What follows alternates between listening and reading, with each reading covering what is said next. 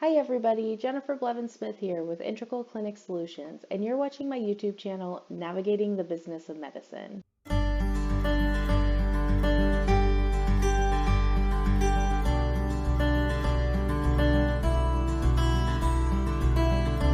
Today's topic, we're going to talk about local coverage determinations, and that is also abbreviated as LCDs. And this is something that is related to Medicare directly. As you can see my screen, we're on the CMS.gov website, and we are specifically under the local coverage determinations page. The local coverage determinations is basically the freedom for individual jurisdictions under Medicare to decide if they want to cover a particular item or service. Basically, there's things within healthcare that they are giving the rights and responsibilities of the MAC, the Medicare administrator, to decide if something is going to be covered and how it needs to be coded or how it needs to be billed in order for it to be covered. So a lot of people are not aware of this, and the only way that a lot of people become aware of it, unless you have a background in billing and coding, is you will get a denial or some kind of adjustment or something on a claim that you submit to Medicare, and it comes back with a code saying that it doesn't fit LCD guidelines or it needs to be following LCD guidelines. And I can't remember the exact wordage, but basically it does notate in the code of the claim that the LCD needs to be looked up and followed. So the best place to start is the CMS.gov website that I'm showing here, and it explains what an LCD is. It has Q&As, it has the integrity manual, and the report. But also it will list all of the states and the jurisdiction in which your MAC is for Medicare. And I have a whole nother video about MACs and Medicare that you can look up. But if you look up your state, which mine is Oregon, so we're going to go all the way down here, you're going to see that our MAC for Medicare A and B, which is what you would be billing Part B, most likely if you're in a clinic. Sometimes you will bill a Part A if you have affiliations with hospital visits and whatnot. But we are jurisdiction F for billing Medicare Parts A and B in Oregon. And our MAC is Noridian Healthcare. And as you can see, next to all these MACs at the state, it has the link to take you to your MAC's webpage. So I'm going to go ahead and I clicked on this and it brings you to this page. Now we are administered through the Noridian MAC and we are jurisdiction F, so I'm going to come down here, I find jurisdiction F, and I see I'm going to be billing Medicare Part B, which is what most of you will be billing if it's just straight office visit stuff. And you can see right here, it gives you a lot of different options. And this is a great tool to use in general, not just for LCDs. Since I'm showing you how to get to the LCD page, this just happens to be here. And you can go to the portal, which is where and how you would go in and look up Medicare claims, look up Medicare beneficiaries in your system to make sure that they're active or if you need to get information. So the Noridian Medicare Portal link is here. You have the active LCDs, which we'll come back to in a second. Any updates that you need to know about that have been provided by this specific MAC. You have education and outreach, which is very helpful. Fee schedules, yes, enrollment, how to get in on all of this, how to contact certain forms, like maybe if you need to find your forms for prior authorizations or referrals or whatever the case may be. I clicked on it and it's having trouble loading, but as you can see, Medicare makes you always accept things. But as you can see, the ABN is here, which is really important for appealing the CMS 1500 HCFA form, medical reviews, contractors, policies. I mean, this is just a resource that you would want to make sure that you bookmark the home page for whatever MAC that you would be billing and utilizing. So we're going to go here and we're going to click on active LCDs.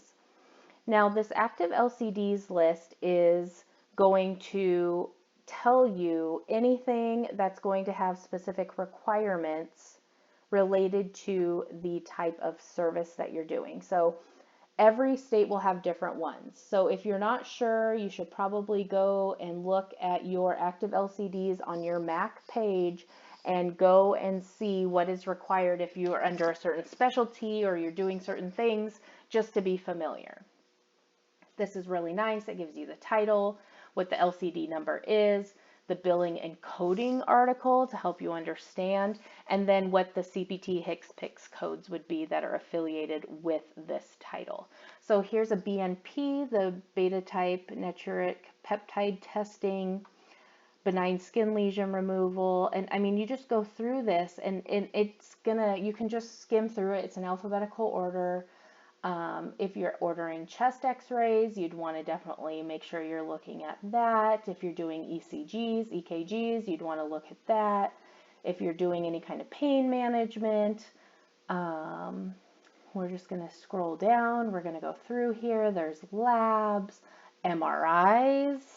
So if you're ordering MRIs, and you're just going to go through here, and this is for everyone in the state of Oregon that uses this MAC, and these are the LCDs that are current right now, and these change often, so it's something you definitely want to be utilizing and checking regularly, or have someone like your manager or your billing specialist.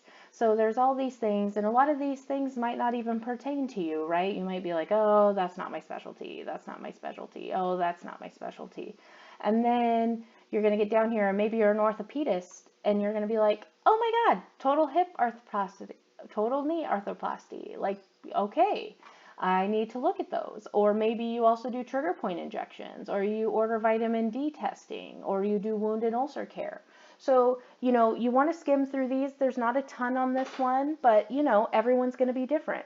So let's, go to trigger point injections. So first we're going to click on the LCD and it's going to open a new tab, which is nice. And again, it's a government website you have to accept.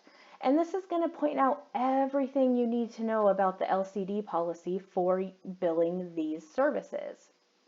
It tells you the coverage guidance, limitations, it explains medical necessity. This says major criteria, all 4 must be present to establish the diagnosis. Minor criteria, only 1 of the 4 need for diagnosis.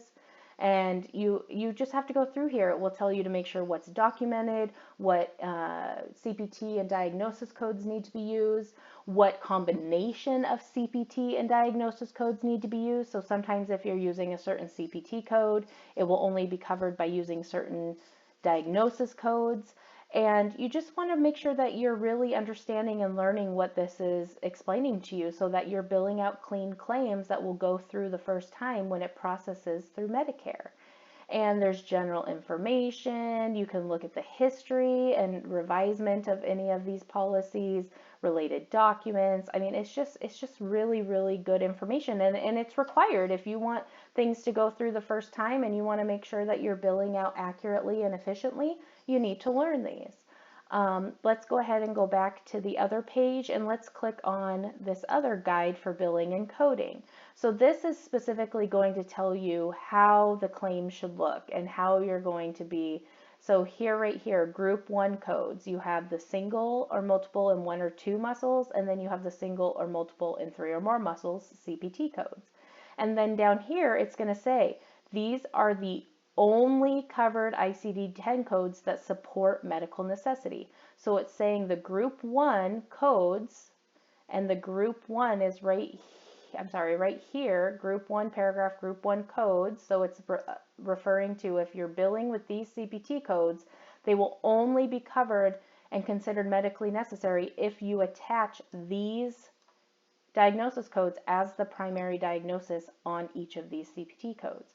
And so you just need to go through them and make sure that your providers, or if you are a provider, are aware of this and can make sure that when they're billing for a trigger point injection and using these CPT codes, that they do have an accurate and confirmed diagnosis of one of these that they can confidently document and put on that claim so that it will be covered due to medical necessity. And again, if you scroll down, there's a bunch of other things. Like this is a very simple one.